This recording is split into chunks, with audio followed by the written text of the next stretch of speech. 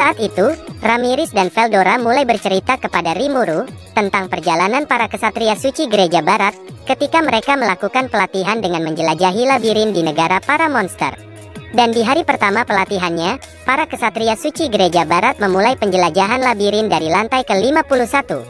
Di saat itu, karena Ramirez adalah orang yang mengusulkan dan membuat sendiri jebakan ataupun perangkap yang ada pada lantai labirin ke-51 sampai lantai labirin ke-60. Dirinya pun sangat bersemangat melihat para kesatria suci nantinya akan kesulitan menghadapi perangkap ataupun jebakan yang telah ia persiapkan. Yang mana karena Adalman telah ditunjuk sebagai penjaga labirin atau bos lantai labirin ke-60. Dan Adalman juga telah memanggil segerombolan monster undead untuk menghadang atau melawan para kesatria suci gereja barat. Maka dari itu, agar Ramirez dapat menyesuaikan kondisi dan semakin mempersulit situasi dari para kesatria suci di area lantai tersebut, ia pun kemudian menciptakan jebakan ganas, seperti lorong yang dipenuhi dengan gelombang undead di lantai tersebut. Dengan kata lain, Ramirez telah menciptakan beberapa jebakan, yaitu ruangan tanpa oksigen pada lantai labirin ke-51 hingga ke-60, di mana selain akan semakin mempersulit para kesatria suci ketika mereka harus menghadapi para monster undead, para monster undead sendiri juga sama sekali tidak akan terpengaruh dengan jebakan yang ia buat. Pada saat itu, awalnya Ramirez sangat percaya diri dengan perangkap yang telah ia buat. Namun, ekspektasi atau harapan Ramirez tidak seindah dengan apa yang ia lihat.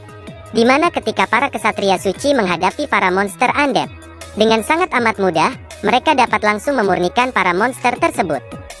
Selain itu, meskipun beberapa kesatria suci telah terkena jebakan yang dibuat oleh Ramirez, anggota kesatria suci yang lainnya segera menolong dan menyelamatkan mereka dari kematian.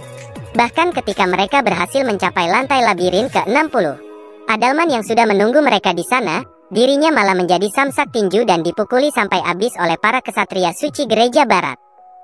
Di sini Ramirez menjelaskan kepada Rimuru bahwa setelah Adalman kehilangan sebagian besar kekuatannya, dirinya menjadi sangat lemah dan hanya mempunyai sebuah kemampuan untuk memanggil para monster undead. Dan mengingat Adalman adalah senior bagi para kesatria suci gereja barat, saat ini Adalman sangat merasa frustasi ketika dirinya hanya bisa pasrah dan dipukul habis oleh juniornya sendiri. Mendengar hal itu, karena Rimuru merasa kasihan terhadap kondisi Adalman saat ini, Rimuru pun kemudian berpikir kalau nanti ia akan meluangkan sedikit waktunya untuk melihat dan menghibur Adalman. Setelah itu, Veldora dan Ramirez nampak semakin frustasi ketika mereka berdua kembali melanjutkan cerita mereka, yaitu tentang perjalanan para kesatria suci dalam menjelajahi labirin di lantai yang berikutnya. Yang mana pada lantai labirin ke-61 sampai lantai labirin ke-70, jebakan ataupun perangkap yang ada di sana merupakan usulan dari sang naga wibu Veldora. Mulai dari lantai yang dapat bergeser, dan dinding yang dapat menciptakan sebuah ilusi, serta lorong yang sangat gelap, dan masih banyak perangkap lain yang ada di lantai-lantai labirin tersebut. Namun amat sangat disayangkan, meskipun ada beberapa korban dari para kesatria suci gereja barat, dikarenakan mereka terkena jebakan-jebakan yang telah diusulkan atau didesain oleh Veldora.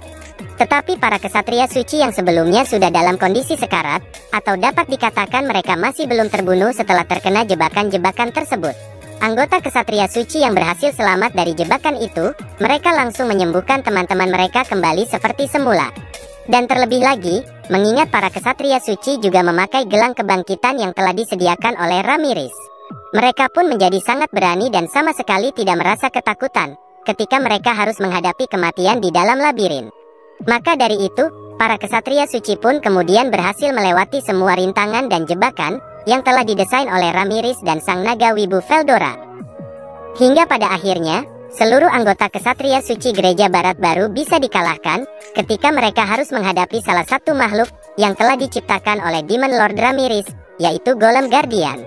Yang mana setelah Golem Guardian buatan Ramirez dulunya telah dihancurkan oleh Rimuru, Ramirez telah kembali memperbaiki karyanya itu, sekaligus membuat Golem Guardiannya menjadi semakin kuat. Namun, kekuatan Golem Guardian masih belum sebanding dengan seorang wanita terkuat yang menjadi kapten atau pemimpin dari para kesatria suci gereja barat, yaitu tidak lain sosok seorang Hinata Sakaguchi. Di mana Ramirez bercerita bahwa Hinata dengan sangat mudah dapat melumpuhkan Golem Guardian dan langsung menghancurkannya menggunakan sihir disintegrasion. Setelah itu, Ramirez pun kemudian mulai bercerita tentang perjalanan Hinata ketika sang pemimpin para kesatria suci itu menantang dan menjelajahi labirin seorang diri. Yang mana pada saat itu, meskipun Hinata memulai penjelajahannya tidak di lantai yang sama dengan para bawahannya, yaitu lantai labirin ke-51. Melainkan Hinata memulai perjalanannya dari lantai labirin ke-61. Tapi walaupun begitu, mengingat Hinata hanya seorang diri menjelajahi labirin di negara para monster, dirinya masih terhitung sangat cepat, karena Hinata dapat dengan mudah melewati lantai-lantai labirin yang berikutnya. Lantas setelah Hinata berhasil mengalahkan Golem Guardian yang diciptakan oleh Ramirez, dirinya kemudian menuju bos lantai labirin yang berikutnya, yaitu bos lantai labirin ke-80. Namun lagi-lagi dengan sangat mudah, Hinata berhasil melewati bos lantai labirin ke-80, yang pada saat itu telah dijaga oleh sang Ratu Tawon, yaitu Apito. Di sini sang naga wibu mengambil alih dan mulai menjelaskan tentang situasi yang saat itu sedang dihadapi oleh Hinata. Yang mana murid sang naga wibu Veldora, yaitu Zegion telah ditunjuk menjadi bos lantai labirin ke-80. Tapi karena dirinya masih menjadi sebuah kepompong, Zegion pun tidak bisa bergerak dan tidak bisa menghadapi Hinata. Maka dari itu, Apito yang sudah terlebih dahulu terbangun. Dirinya pun kemudian menggantikan Zegion untuk menjaga lantai labirin ke-80, sekaligus harus menghadapi seorang kesatria suci terkuat gereja barat Hinata Sakaguchi. Tapi meskipun Apito sudah mengeluarkan seluruh kemampuannya untuk menghadapi seorang Hinata, dan Apito sendiri juga merupakan sang ratu monster tawon, yang notabene memiliki kecepatan yang sangat cepat, jika dibanding dengan para monster yang lainnya. Namun, dengan kecepatannya yang sangat luar biasa itu, Hinata masih bisa melihat dan mengantisipasi semua gerakan dan serangan yang dilancarkan oleh Apito. Dan pada akhirnya, Hinata pun kemudian berhasil mengalahkan sang Ratu Tawon Apito, dan kembali melanjutkan penjelajahannya ke lantai labirin yang berikutnya. Lantas pada lantai labirin yang selanjutnya, Hinata kembali berhasil mengalahkan semua bawahan Kumara, yang menjaga lantai ke-81 sampai lantai ke-89. Hingga Hinata pun telah memasuki area bos lantai labirin ke-90. Di sini dikarenakan Kumara terbilang masih sangat terlalu muda, dan masih belum mempunyai pengalaman bertarung yang cukup untuk menjadi bos di lantai labirin ke-90. Veldora dan Ramirez pun meminta Breta menggantikan Kumara untuk menjadi bos di lantai labirin tersebut. Tetapi meskipun Breta telah menjadi lebih kuat dari sebelumnya, hal itu masih belum bisa untuk mengalahkan ataupun menghentikan jalan seorang Hinata Sakaguchi dalam menjelajahi labirin di negara para monster. Setelah itu, Hinata kemudian menghabiskan malam di hari itu untuk melewati lantai labirin ke-91 hingga lantai ke-95. Dan pada hari berikutnya, Hinata juga langsung menerobos dan berhasil melewati 4 lantai khusus yang telah dirancang oleh Rimuru dan kawan-kawan, dengan menambahkan efek-efek medan di setiap lantainya. Jadi, meskipun ada begitu banyak rintangan dan efek medan pada lantai labirin ke-96 hingga lantai ke-99, semua rintangan dan efek medan itu sama sekali tidak meninggalkan bekas luka atau berpengaruh terhadap tubuh Hinata. Dan pada akhirnya, Hinata pun kemudian berhasil mencapai lantai labirin ke-100 dan berhadapan dengan sang naga wibu Veldora. Lantas setelah mendengar semua cerita itu, Rimuru pun dalam hatinya bertanya-tanya. Meskipun Hinata memiliki kekuatan yang sangat hebat, tapi entah mengapa, dirinya tidak memiliki kekuatan pahlawan dan menjadi seorang pahlawan terpilih. Dan di saat Rimuru mengetahui bahwa Hinata telah melakukan pertarungan dengan Veldora, dirinya pun menjadi sangat penasaran dan langsung bertanya kepada Veldora tentang hasil dari pertarungannya tersebut. Veldora pun menjawabnya dengan mengatakan kalau dirinya tentu saja dapat memenangkan pertarungan tersebut. Lantas Veldora pun kemudian menjelaskan lebih mendetail kepada Rimuru tentang pertarungannya dengan seorang Hinata Sakaguchi, di mana Veldora pada saat itu merasa bahwa Hinata benar-benar orang yang sangat kuat. Dan ilmu atau teknik berpedangnya ternyata sangat mirip dengan pahlawan terpilih yang telah menyegel sang naga wibu Veldora. Tapi gaya bertarung Hinata justru sangat berbeda dengan gaya bertarung milik sang pahlawan terpilih tersebut.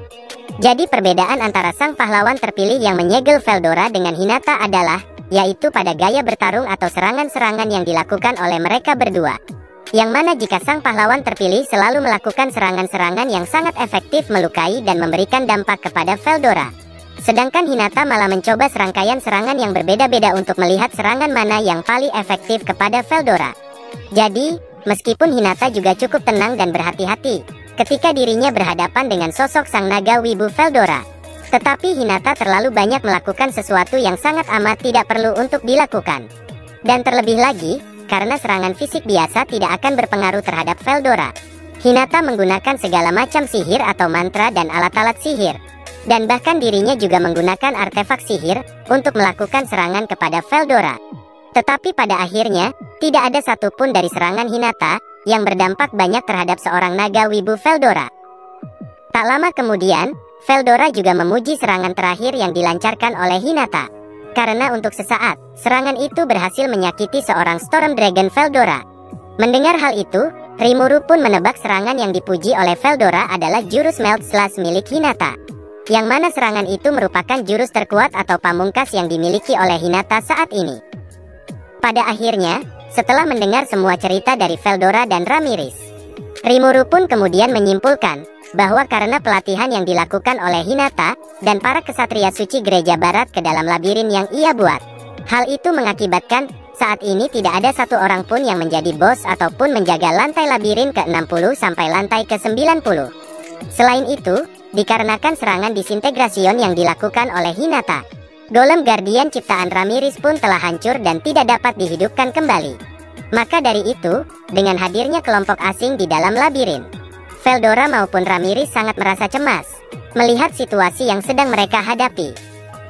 Lantas Rimuru pun kemudian mencoba menenangkan Veldora dan Ramirez.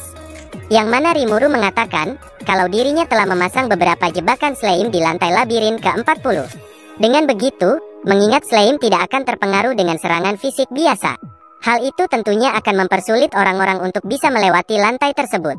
Alhasil, setelah mendengar penjelasan yang dikatakan oleh Rimuru, yaitu tentang jebakan-jebakan yang sudah ia persiapkan di lantai labirin ke-40, Ramirez dan Veldora pun menjadi sedikit merasa tenang. Setelah itu, Rimuru dan yang lainnya pun kembali berdiskusi untuk mencari solusi dan menyelesaikan masalah labirin yang saat ini tengah mereka hadapi.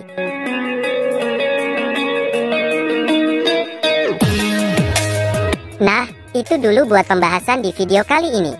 Kalau di antara kalian merasa masih ada yang kurang, kalian bisa tambahkan ke kolom komentar di bawah.